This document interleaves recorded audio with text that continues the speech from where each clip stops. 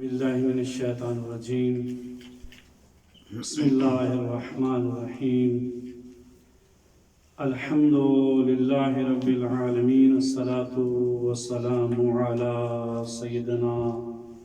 و مولانا ابی القاسم محمد اللہم صلی علی محمد وآل محمد وعلى آلہ الطیبین الطاہرین المعصومین الذین اذهب اللہ عنہم الرجس وطہرہم تطہیرا اللہم صلی علی محمد وآل محمد اما بعد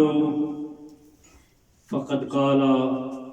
رسول اللہ صلی اللہ علیہ وآلہ وسلم علی خیر البشر فمن ابا فقد کفر واہ واہ واہ واہ صلوات اللہ اللہم صلی علی محمد وآل محمد سب سے پہلے تو میری یہ دعا ہے کہ اللہ تعالیٰ ہماری یہ قلیل سی عبادت اپنے دربار میں قبول و مقبول فرمائے الہی آمین اور اللہ تعالیٰ اس عبادت کے صدقے اس ذکر کے صدقے ہمارے علم میں اضافہ فرمائے الہی آمین ہم سب کو علم کے زیور سے معلومات فرمائے الہی آمین اللہ تعالیٰ حاضرین کی نیک اور شرعی حاجات کو پورا فرمائے الہی آمین اس ذکر کی قبولیت کے لیے بلند آواز سے صلوات پڑھیے اللہم صلی علی محمد وآل محمد سب سے پہلے تو میں یہ کہنا چاہتا ہوں کہ یہ جسارت ہوگی ماشاءاللہ ایک اچھے خطیب تھے مولانا صاحب انہوں نے اچھا خطاب فرمایا اور کوشش کروں گا چند ٹوٹے پھوٹے الفاظ آپ کے گوش گزار کروں گا ماشاءاللہ جیسا کہ آپ کو معلوم ہے کہ یہ ماہ جو ماہ رجب ہے جس کے بارے میں یہ ملتا ہے کہ رجب ایک نہر کا نام ہے واہ واہ ایسی نہر جو دودھ سے زیادہ سفید واہ واہ اور شہد سے زیادہ شیریں ہے جو بندہ اس ماہ کے اندر اس مہینے کے اندر ایک روزہ بجا لائے گا ایک روزہ رکھے گا اس بندے کو اس نہر سے سراب کیا جائے گا سبحان اللہ سبحان اللہ اور پھر یہ ماہ جو ہے اس نے اپنے اندر بہت سی فضیلتوں کو لپیٹا ہوا ہے سبحان اللہ اور میں یہ چاہتا ہوں کہ اس ماہ نے جو اپنی گود کے اندر بلکہ یوں کہوں کہ اس ہستی کو لیا ہے اپنے گود کے اندر جس ہستی کی ولایت کا اگر کوئی اقرار نہیں کرتا تو اس کے تمام اعمال اس کے منہ کے اوپر مار دیا واہ واہ واہ واہ واہ واہ واہ واہ واہ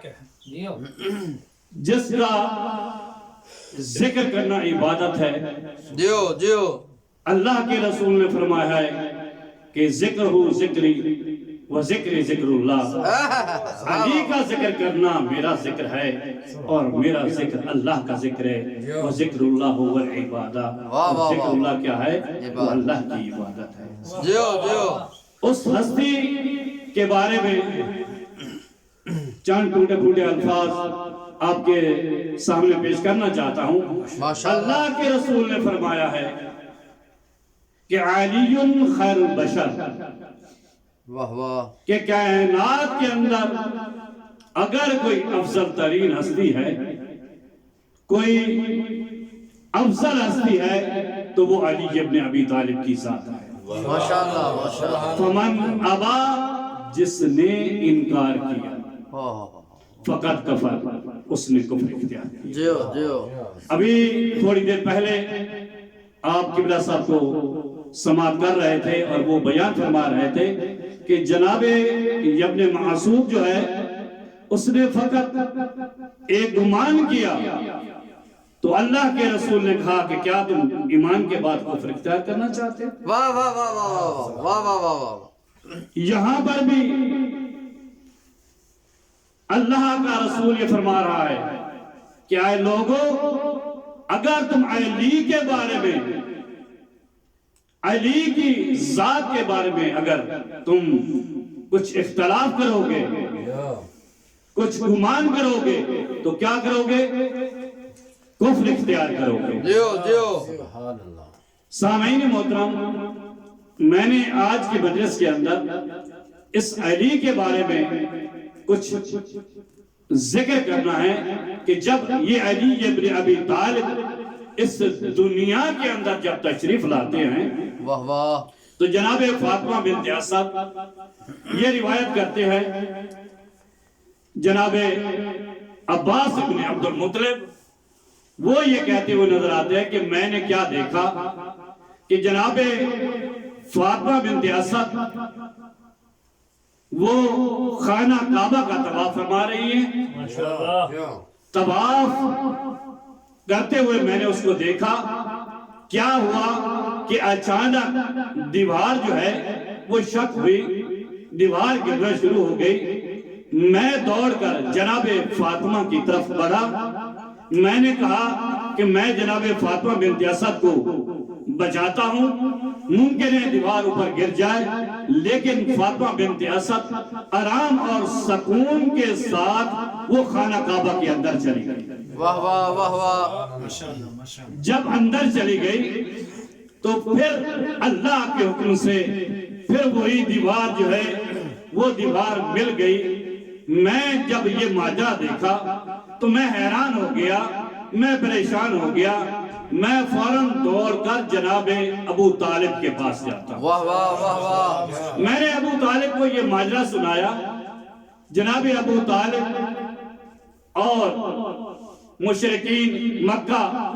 جب یہ واقعہ سنتے گئے، بلکہ یہ واقعہ ایسے پھیلا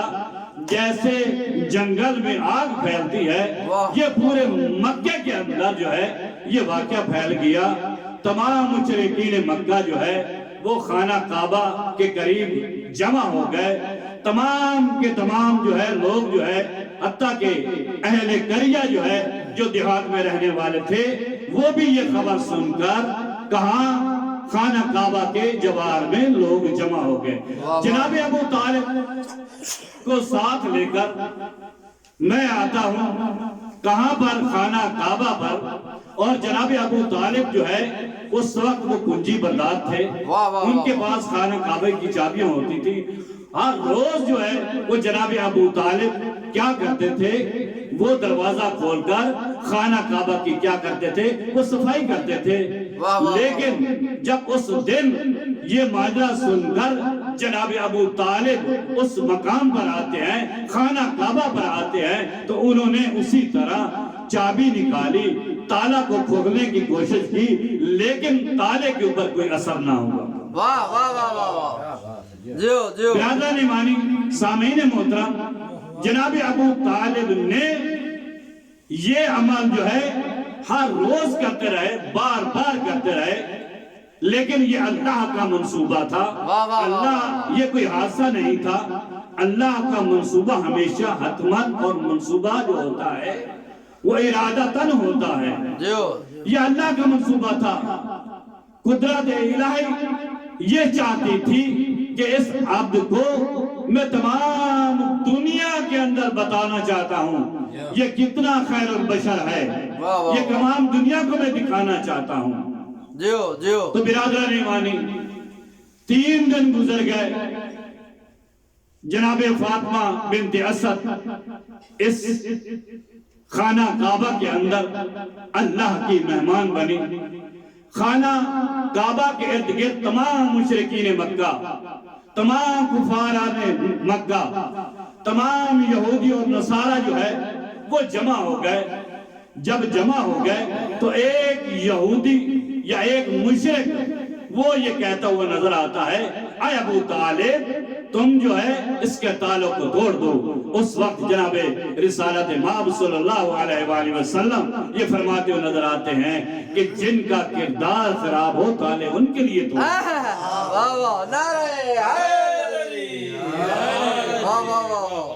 واہ واہ جناب ابو طالب اور جناب رسالت مآب اور تمام اہل مکہ جو ہے وہ اس انتظار میں تھے کہ کب یہ دروازہ کھلے گا اور کب جو ہے اندر سے مہمان جو ہے وہ باہر تشریف لائیں گے. جیو جیو 3 دن گزر گئے. 3 دن گزرنے کے بعد جناب فاطمہ بنت اسد اسی طرح پھر دیوار شک ہوئی اور جناب علی مرتضیٰ کو اپنے ہاتھوں پر اٹھا کر خانہ کعبہ سے باہر نکلی. واہ واہ واہ واہ واہ. ایسے منظر کو جب رسالت مآب نے دیکھا تو اس وقت جناب ابو طالب جناب رسالت مآب کو یہ کہتے ہوئے نظر آتے ہیں تم آگے بڑھ کر اپنے بھائی کو اپنے ہاتھوں پہ لے لو. اس وقت جناب رسالت مآب فرماتے ہیں اما فاطمہ آتینی اخی وابن عمی، اے اما فاطمہ تم میرے بھائی کو میرے حوالے کر دو. خدا کی قسم تاریخ میں ملتا ہے کبھی بھی جناب رسالت مآب نے جناب فاطمہ بنت اسد کو ماں کے علاوہ چچی کہہ کر نہیں پکارا تھا. واہ واہ واہ سبحان یہ اللہ. دنیا والوں کو بتانا چاہتے تھے کہ میں جناب فاطمہ بنت اسد کو میں ماں تسلیم کرتا ہوں تو پھر میں یہ کہنے کا حق رکھتا ہوں دنیا والوں جس کو اللہ کا رسول ماں سمجھتا ہے تو ماں کے گھر میں بھائی آتے ہیں یار نہیں آتے. واہ نعرہ حیدری. واہ واہ واہ واہ. جناب رسالت مآب علی ابن ابی طالب کو سینے سے لگایا اور اس وقت جناب فاطمہ بنت اسد کہتی ہے اے اللہ کے نبی، اے ابنی، یہ جو میرا بیٹا ہے 3 دن ہو گئے اس نے آنکھیں نہیں کھولے، واہ واہ اس نے کچھ کھایا نہیں ہے جیو. اور یہ رویا بھی نہیں ہے. جس وقت جناب رسالت مآب نے سنا تو جیسے ہی جناب علی مرتضیٰ رسالت مآب کے ہاتھوں پہ آتے ہیں، ہاتھوں پہ آتے ہوئے ایک جملہ دینا چاہتا ہوں. جیسے ہی امامت نے نبوت کی گرمی کو محسوس کیا اسی وقت علی ابن ابی طالب نے جناب رسالت مآب کے چہرے کی زیارت کی. واہ واہ واہ واہ واہ. علی ابن ابی طالب رسالت مآب کی زیارت کر رہے تھے اور رسالت مآب جناب علی مرتضیٰ کی زیارت کر رہے تھے. جیو جیو. جناب علی مرتضیٰ جب زیارت کر رہے تھے یہ خطیب کے جملے ہیں اس وقت جناب رسالت مآب کی طرف متوجہ ہو کر کہتے ہیں اے رسول اللہ، اے اللہ کے رسول، کیا میں آپ کو توریت سناؤں، زبور سناؤں، انجیل سناؤں یا قرآن مجید سناؤں؟ واہ واہ واہ واہ واہ واہ. سبحان اللہ. سبحان اللہ. اللہ صلی علی محمد وآل محمد. جب رسالت مآب نے علی مرتضیٰ کو اپنے سینے سے لگایا، جیو. سینے کے ساتھ سینہ ملا، ٹھنڈک محسوس کی. جناب رسالت مآب نے جب اپنے بھائی کو سینے سے لگایا نا تو اس وقت ایک قصیدہ پڑھا. اس وقت علی مرتضیٰ کی طرف دیکھ کر کہتے ہیں لحموں کا لحمی، دموں کا دمی، جسموں کا جسمی، واہ واہ واہ واہ.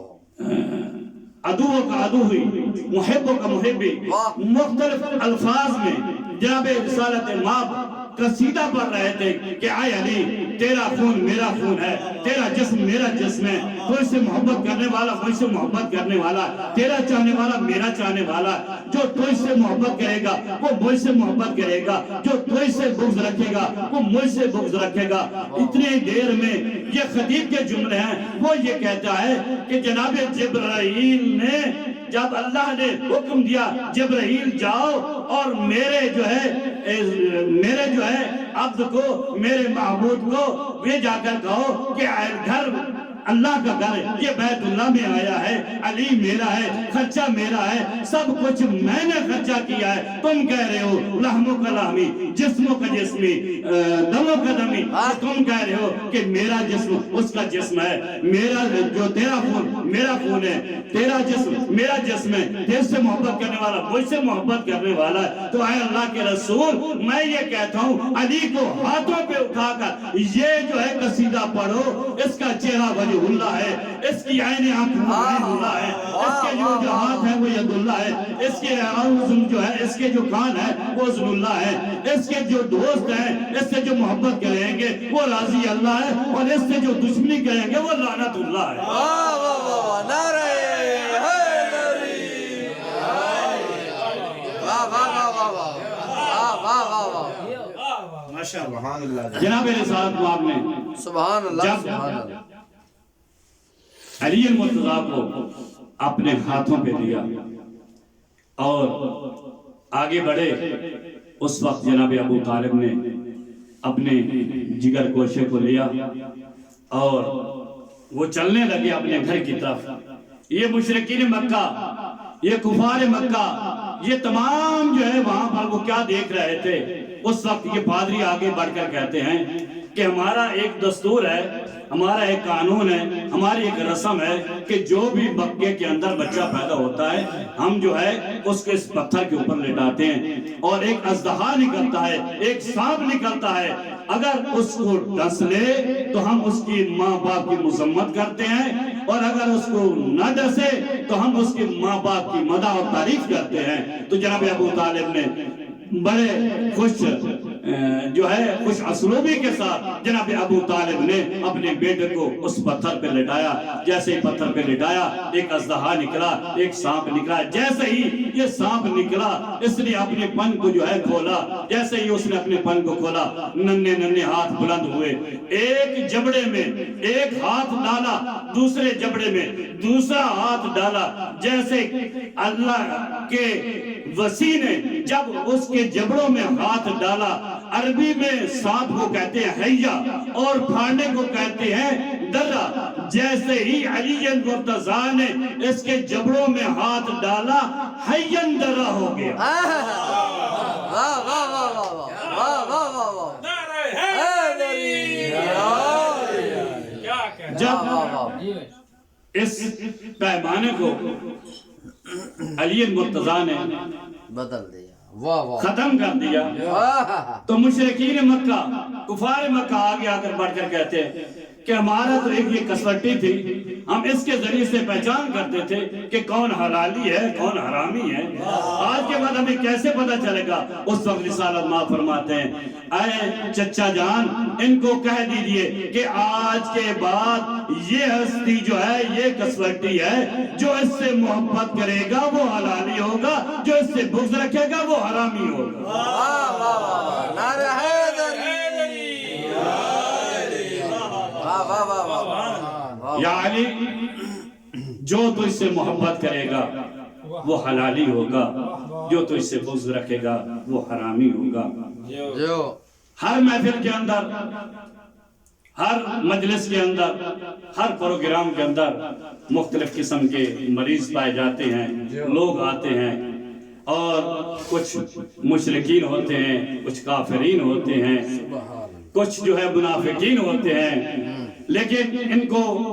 کس طرح ان کا علاج کیا جائے، کس طرح اس کی پہچان کی جائے؟ جو مشرکین ہیں ان کو توحید کا ٹیکہ لگا دیں تو ان کا کفر وہ جو ہے ان کی جو ہے شرک وہ ختم ہو جاتا ہے۔ جو کافرین ہیں ان کو رسالت اور توحید کے ساتھ ساتھ رسالت کا ٹیکہ لگا دیں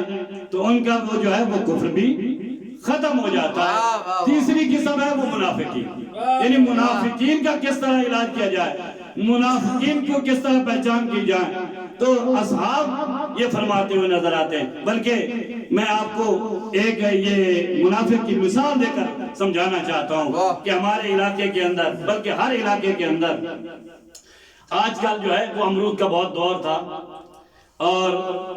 ایک پرندہ جس کا نام ہے طوطا وہ امرود کو بہت نقصان دیتا، لیکن اس کا پتہ نہیں چلتا جب وہ درخت پر بیٹھا ہوتا ہے۔ اس کا پتہ کب چلتا ہے جب باغبان جو ہے،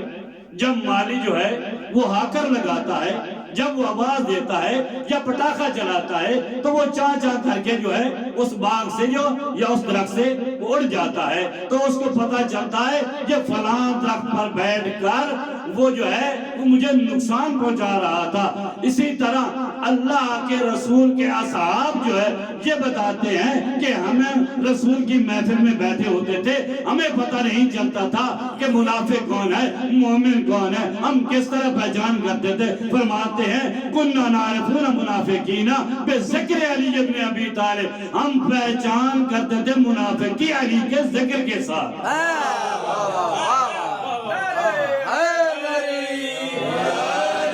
علی کا ذکر کرتے جس کا چہرہ پھول کی طرح کھل جاتا سمجھتے یہ حلالی ہے، اور جس کا چہرہ مرجھا جاتا سمجھتے یہ حرامی ہے۔ جیو دعا کرو اور دعا منگا